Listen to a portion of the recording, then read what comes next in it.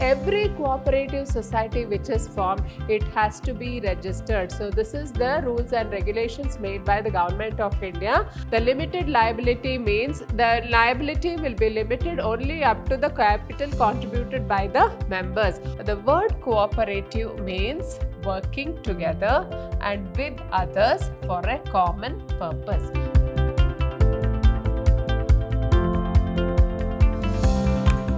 Hello everyone, I am Purnima, faculty in the Department of Commerce, Vidhyaashram Pre-University College, Temple of Excellence. In this session, I will be having a discussion on the second chapter, that is Forms of Business Organization, where I will be discussing about the cooperative societies. Now, let us look at the meaning of the word cooperative society. The word cooperative means working together and with others for a common purpose. Now, we should understand what is the meaning of the word cooperative. Cooperative means working together. So, all of them work together for a common purpose. That is, the members of the cooperative society, they work for the welfare or for the benefits of the members. So, this is what the meaning of the word cooperative. Then, the cooperative society is compulsory required to be registered under the Cooperative Societies Act of 1912. So, it is mandatory for all the cooperative societies to be registered under the Cooperative Societies Act of 1912. Now, let us further elaborate on the meaning of the word cooperative society. The cooperative society is a voluntary association of persons who join together with the motive of welfare of the members. So, it is a voluntary association. Any 10 persons who want to come together to form a society, they can come forward and form a society. There should be no compulsion, and anybody who wants to work for the welfare of the members, they all can come together. So, it may be the members of a particular caste or a particular locality or a particular area, they can come together and form a society. So, it is a voluntary association of persons who join together with the motive of welfare of the members. Then, they are driven by the need to protect their economic interest in the face of possible exploitation at the hands of middlemen obsessed with the desire to earn greater profits. So, we should understand that these societies have come up to just eliminate the middlemen. Now, we all know that in the chain of distribution, we have the wholesaler, and then we have the retailer, and then the consumer. And in between, there are so many middlemen also, and these middlemen, they will be charging some more amount of profit on all the products they sell to the ultimate consumers. Now, the main aim of forming the cooperative society is to eliminate the role of middlemen. So, these cooperative societies, they buy in bulk purchases and they buy large amount of goods and cheaply, and they will be selling it to the members. Now, in these cooperative societies, the contribution for the capital will be provided by the members itself, and they will be rewarded in the form of dividends at the end of every year. And then the working of the cooperative society will be on an honorary basis. All the members who are there in the society, they will be working in the society. Now, let us look into the features of cooperative societies. The first feature, it is a voluntary membership. So, nobody can force anyone to just become a member of the society.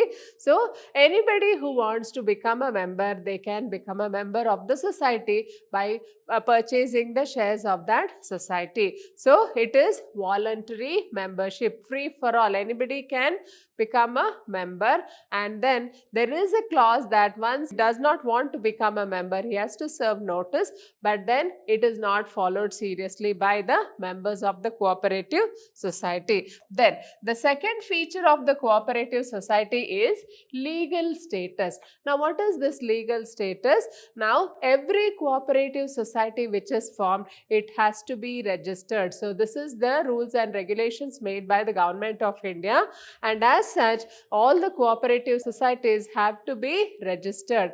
Only then it will get a legal status. Otherwise, it will not be recognized in the law. So, it is a separate entity.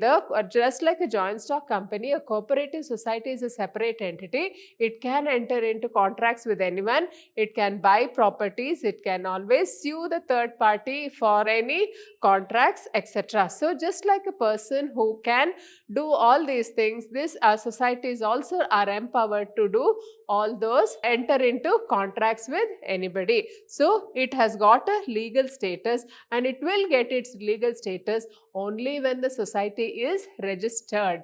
Then the next feature of the cooperative society is limited liability. Now what do we mean by limited liability?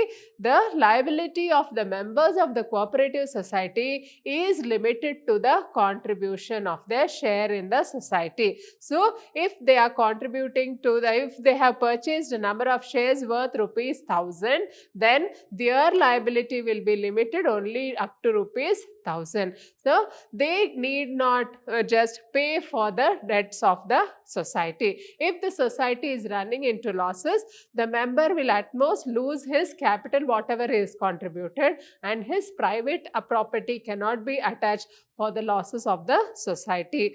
The next feature of a cooperative society is limited liability. Now what do we mean by limited liability? The members of the society, their liability is limited only up to their contribution to the share capital. So whatever is the value of shares purchased, they will have to forego that amount only in case there are losses in the society, and the private assets of the members cannot be attached for the losses of the society. So this is one attractive feature of the cooperative society. Then the next feature of the cooperative society is control. In a cooperative society, the control of the society will be given to the elected committee, who will be the managing committee. So the cooperative societies will have elections for the managing committee, and whoever is elected as the member of that managing committee, called the directors, they will be taking the control of the cooperative society. So it will be run by the directors and the managing committee of the society. Then fifth feature of the cooperative society is service motive. So cooperative society is based on the service motive. So they are all set up with the intention of service towards the members of the society. So as a result of which, there will not be any profit motive here. So whatever they will be earning as profits, that will be shared among the members of the society, and it is a service based organization. Next, let us look into the merits of the cooperative society. The first one is equality in voting status. Now what do we mean by equality in voting status? In a cooperative society, it follows the principle of one member, one vote. So what is this one member, one vote? Irrespective of the number of shares he holds in the cooperative society, he will be entitled to only one vote. So this is the main idea of the cooperative society. So if a person has a very huge capital also, he will be able to cast only one vote. So this is one of the most important features of a cooperative society. Then next merit of the cooperative society is limited liability. As I had explained to you earlier, the limited liability means the liability will be limited only up to the capital contributed by the members.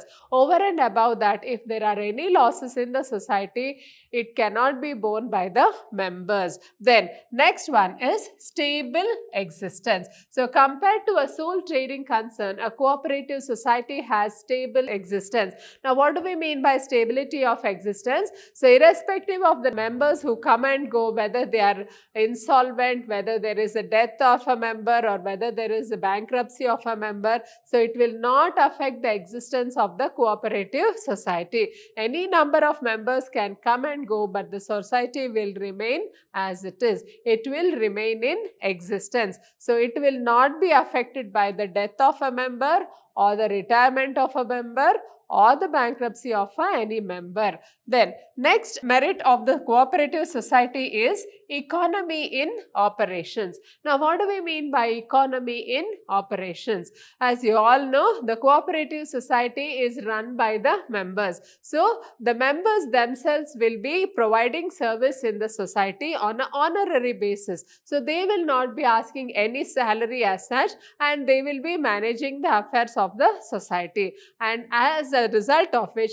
there will be economy in operations. So they need not pay extra salary to the persons working there. It is exclusively a service-based organization. Then next one is support from government. So most of these cooperative societies, they enjoy support from the government. The government will provide some rules and regulations which have to be followed by the societies, and it also has made it mandatory for getting the accounts of these societies audited by the any representative of the government, and as such it has to follow the rules and regulations of the government, and as a result of which it has the support from the government.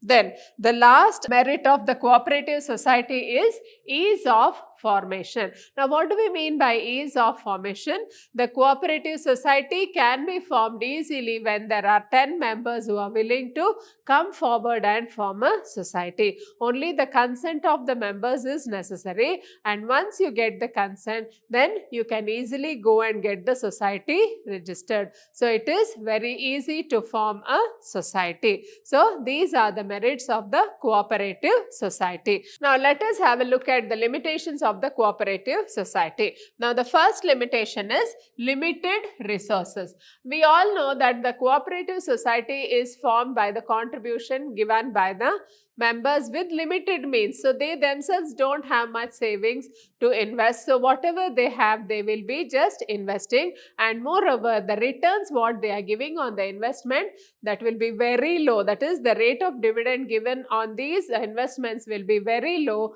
which will not attract investors other than the members of the society. Then the next limitation of the cooperative society is inefficiency in management. Now what do we mean by inefficiency in management? So the affairs of the cooperative society, they will be managed by the members on an honorary basis, and as such they do not know the concepts of management to run it on a very good scale or in a very efficient manner. So whatever little knowledge they know, they will be running the society on that basis itself, and these societies do not have the money to just employ a professional to run the affairs of the society, and as such it will lead to inefficiency in management. Then the third limitation of the cooperative society is lack of secrecy. Now what do we mean by lack of secrecy?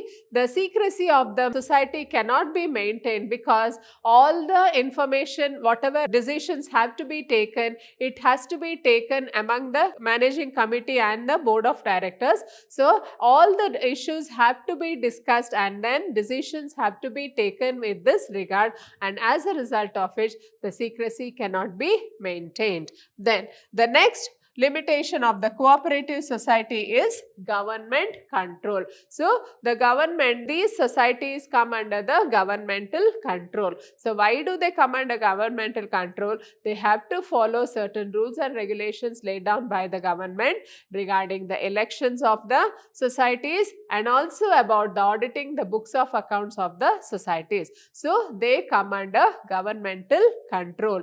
Last limitation of the cooperative society is differences of opinion. Now what do we mean by differences of opinion? So internal quarrels among the members of the board of directors or the managing committee may lead to the fall of the cooperative society. Personal interest, if personal interests dominate, then the benefits of the members of the society will have to take a backseat, and as such the society will simply crumble. So this is one of the limitations of cooperative societies. Now the next, let us have a look at the types of cooperative societies. The first type of cooperative society is consumers cooperative societies. Now, what do we mean by consumers cooperative societies? So, these societies are formed for procuring the best quality goods at reasonable prices to the members of the society. So, these societies are formed to see that the members get the best goods at most reasonable prices, and thereby they will be eliminating the profits made by the middlemen. So, with the help of these societies, the members of the society can avail the best quality products and they can enjoy the benefits of the good quality of the products. Then the second type of a cooperative society is producers cooperative societies. Now, these producers cooperative societies, they are formed to protect the interest of the small producers. So, among the members there may be some producers of some goods, and as such these societies, they just purchase the goods from these producers and they try to sell it in the societies. So, as a result of which, the whatever profit they earn from the sale of these products, it will be given to the members. So, this is done to encourage small producers who are the members of the society. The third type of society is marketing cooperative societies. Now, what are marketing cooperative societies? These societies are formed to see that they market the goods of the members who are small producers, to see that they get a reasonable price for their products. So, these societies help in marketing of the goods. So, they perform certain marketing functions like transportation of the goods, warehousing of the goods, and also promotional activities for the goods. So, this is done in the interest of the members of the society, and as such they try to market the goods on a wider scale. Then the next type of cooperative society is farmers cooperative societies. Now, what do we mean by farmers cooperative societies? So, it is an association where the farmers, they will be just coming together and forming a society, and whatever produce they have grown, they will be just selling through these cooperative societies. So, with the main intention of getting the best price for their products, and in turn these societies will be helping the farmers by giving them fertilizers and also agricultural equipments, and also they will be providing certain marketing facilities whenever they come to sell their produce. Then the next type of the cooperative society is credit cooperative societies. Now, what are these credit cooperative societies? These societies are formed by people who, like-minded people who want to avail certain loans, but then the bank loans are very costly, which is not affordable to them, and so they come together and form this credit cooperative society. Now, these societies are there, they will be providing small amount of loans to its members at a reasonable rate of interest. Now, the rate of interest will be lower than the one charged by the commercial banks. So, in this way, it is trying to just cater to the needs of the credits of its members. Then, the last type of cooperative society is cooperative housing societies. Now, housing is a very big issue in the urban areas. Now, if all the people who need houses, if they can come together and form a society, then a cooperative housing society can be made. Then, through this cooperative housing societies, by pooling all the money of all its members, they can buy a large plot and they can allot it to its members. Then the members can repay the amount in easy loans and easy installments. So, through this cooperative housing societies, the housing problem of the members can be solved, and all the members can own houses through these societies. The members can be allotted flats or they can be allotted plots. So, in this way we have so many, like 6 types of cooperative societies. Then the next type of form of organization is a joint stock company. As the name itself suggests, it is a joint stock company. That is, the contribution for this company will be given by the members of the public. Now, let us look into the meaning of the word joint stock company. Company is an association of persons formed for carrying out business activities and has a legal status independent of its members. Now, we should understand that company is an association of persons. So, if two or more persons come together, then we call it as an association of persons for carrying out business activities. So, they have come together for what purpose? For carrying out the business activity, and it has a legal status. The company should have a legal status. Now, what do we mean by legal status? It should be recognized under law. So, that is what we call it as legal status. It has a legal status independent of its members. So, the members are separate and the company is separate. So, a joint stock company is an association of persons who have come together to do business, and it is recognized under law. It is an artificial person recognized under law, and it is distinct identity and it is separate from its members. So, if you can remember this, you have the meaning of joint stock company. And then let us look into the features of a joint stock company. Now, the first feature of the joint stock company is it is an artificial person.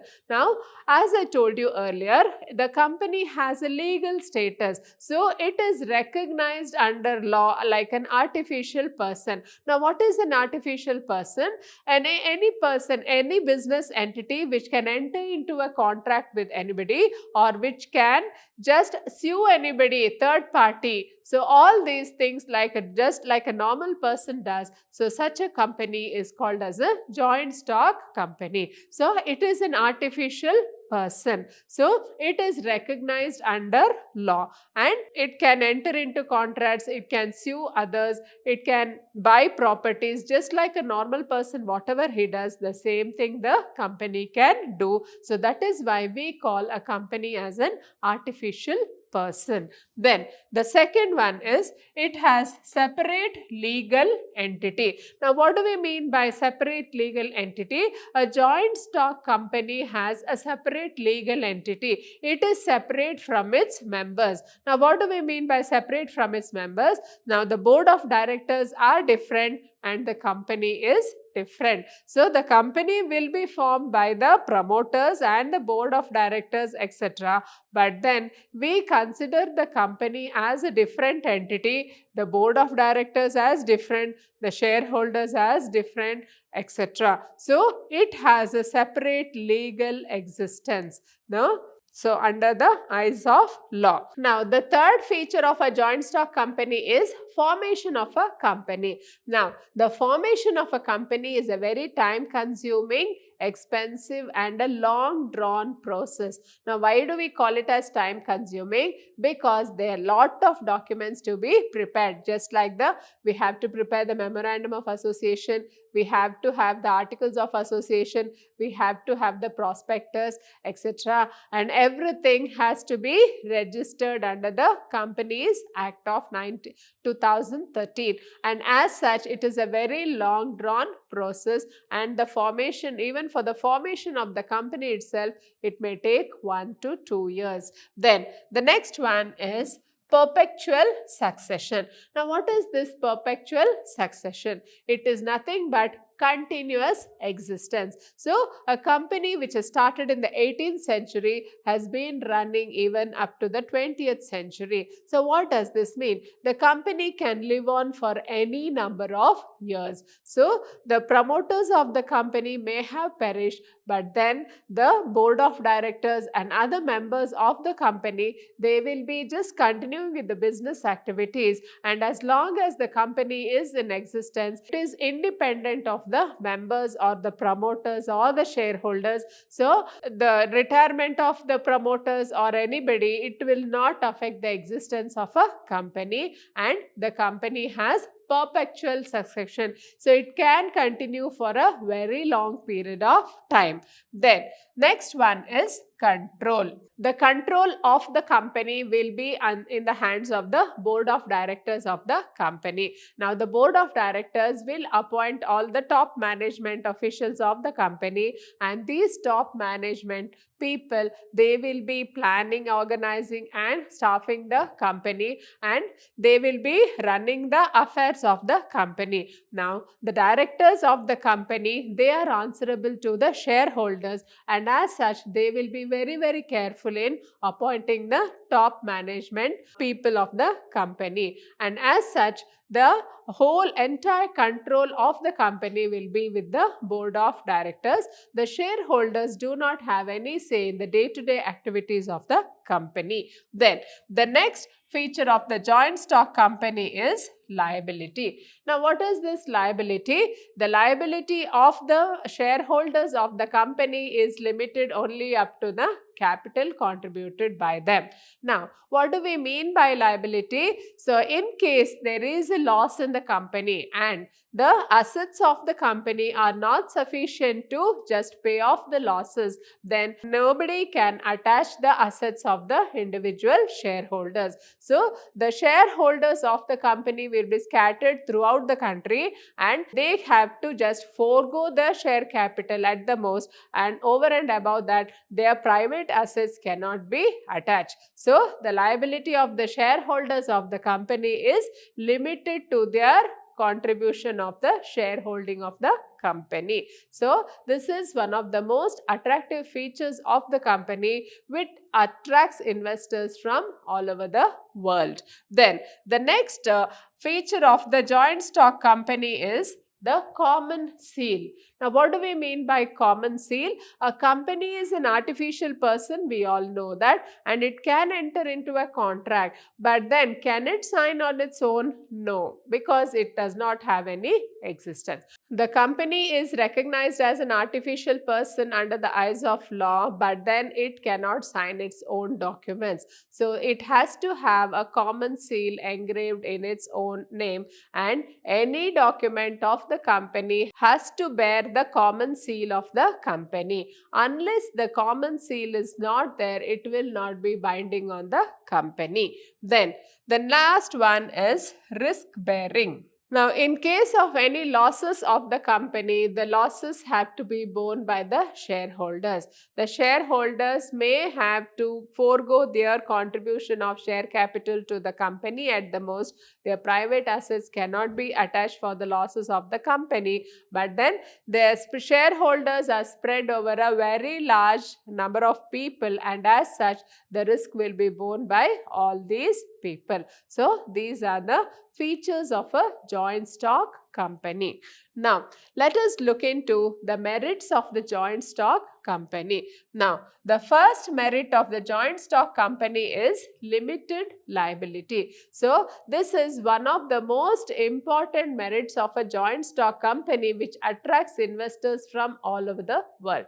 So, now, almost all of the investors, they will be investing in the company because of limited liability. So, he may have to forego only his contribution of capital to the company, and as such, he is not responsible for all the losses. So, he will be very happy. So, this is one of the most important merits of a joint stock company. Now, the next merit of a joint stock company is transfer of interest. Now, the shares of a public limited company can be transferred easily. They can be sold in the share market and they can be purchased in the open market. So, this is one of the greatest advantage of holding the shares of a public company, because whenever the person is in need of money, he can always sell the shares and get the money whatever he wants. So, this is one of the most attractive features of holding the shares of a joint stock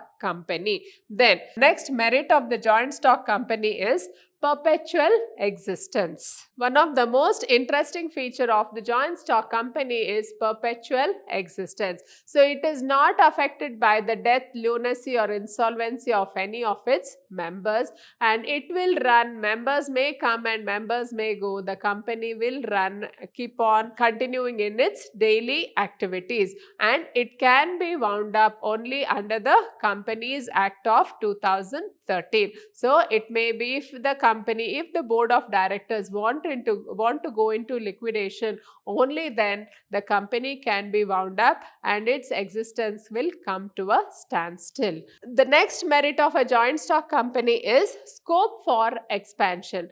Now, the company has ample scope for expansion. So, a company will be started on a very large scale. So, there will be lakhs of investors who will be ready to invest in a company. Especially if the company is doing very good profits, it will attract the investors who will be ready to invest any amount in such companies. And as such, banks and all other financial institutions, they will be able to produce or give loans to these companies which are running very well. So, as such, this expansion plans of a joint stock company can be easily materialized because of the huge financial resources it will be attracting from the members of the public, the banks, and other financial institutions. Then, the last merit of a joint stock company is professional management. Now, what do we mean by professional management? So, the company with its huge financial resources, with its huge technical know-how and all other resources, it can always attract and appoint the best managerial committee. So, it can appoint the best talent to work in the company, and as such, when there is a very good management team who is there to run the company, they can give in best to the society. So, they can just manage the company in a very efficient and effective manner to produce the best results for the society, and as a result of which the shareholders will be happy because they will be getting very good returns on the dividend. Then the consumers also will be happy because they will be getting very good products. The employees will be happy because they will be getting very good salaries. So, as we will be, when we are appointing professionals for the management of the company, so the company will be run on a very successful manner, and as a result of which all the stakeholders of the company will be happy. So, these are the merits of a joint stock company. Now, let us look into the limitations of a joint stock company. Now, the first limitation is complexity in formation. Now, what do we mean by complexity in formation? So, as I had explained to you earlier, the formation of a joint stock company is a laborious process. So, it is very time consuming. You have to have so many documents and you have to get it registered, etc. And collection of all these documents and then going to the registrar, getting it registered, then issuing a prospectus, then having a public advertisement for the IPO, that is the initial public offer. So, all this is a very humongous task, and then it is very, very time consuming, and as such it is a very complex in formation. Then second one is lack of secrecy. So, in a joint stock form of a company, there is no secrecy of affairs. So, all the affairs of the company have to be audited by the government. So, it is mandatory for all the joint stock companies to publish their financial statements in most of the popular newspapers. As you can see, at the end of the 31st March, most of the public companies, they have to just publish the statement of affairs, that is the financial statements, whether it is a profit and loss account and the balance sheet, they all have to be published in almost all the popular newspapers, and the people, that is the shareholders and the employees and the general public, they will be interested in knowing what is going on in the company, and as such there is no secrecy to be which can be maintained in the company. Then the next one is impersonal work environment.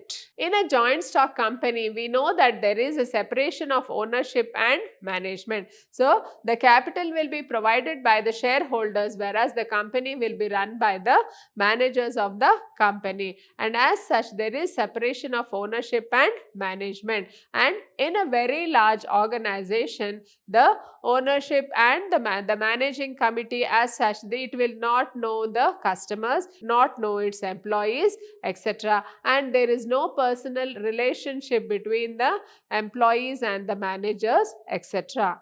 The fourth limitation of a joint stock company is numerous regulations. Now, what do you mean by numerous regulations? The company has to follow the rules and regulations of the government relating to auditing of the books of accounts, the voting of the general body meeting of the board of directors, and also preparation of various documents. It has to obtain various certificates for various activities of the company, and as such it has to follow all the rules and regulations laid down by the company. And then because of all these rules and regulations laid down by the government, we can see that the activities of the company are not so very flexible. The next limitation of a joint stock company is delay in decision making. Now, what do we mean by delay in decision making? In case of a joint stock company, all the decisions have to be taken by the board of directors. So, the board of directors will have to take up the issue in the meeting, and then they have to tell the decisions to the top management,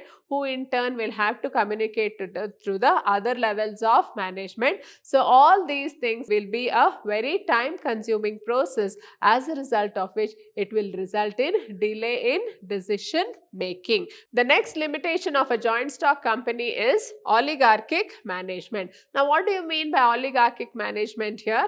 As we all know that shareholders are spread worldwide and they cannot manage the day-to-day running of the company, which will be run by the board of directors. Now, these board of directors enjoy considerable freedom and they may take certain decisions in their own personal interest, so which may affect the interests of the shareholders of the company. And if the shareholders are dissatisfied, they may have to just sell away the shares of the company and they will not have any other options to do so. So, this is one of the limitations of a joint stock company.